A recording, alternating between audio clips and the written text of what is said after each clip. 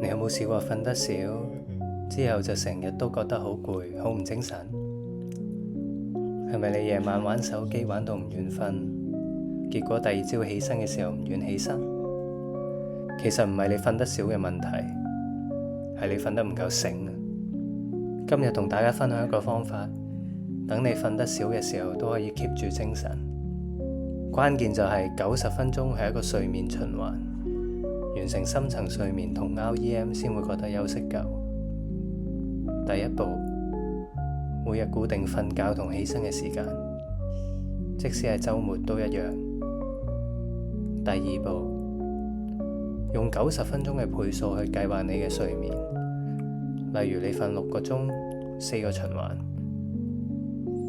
第三步，用3、2、1方法準備你嘅瞓覺。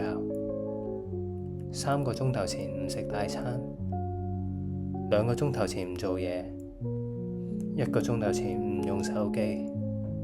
之後朝早起身，嘗試即刻享受10分鐘嘅自然光，幫你重設生理時鐘。跟住洗個面或者做下運動，快速提升能量。仲有啊，如果你平時都已經唔係好易瞓得着嘅話，下晝2點之後就盡量唔好飲咖啡，避免影響你嘅深層睡眠。由今日開始試下呢個方法，你會發現瞓得少，但係朝頭早超有精神。試完 comment 話俾我知。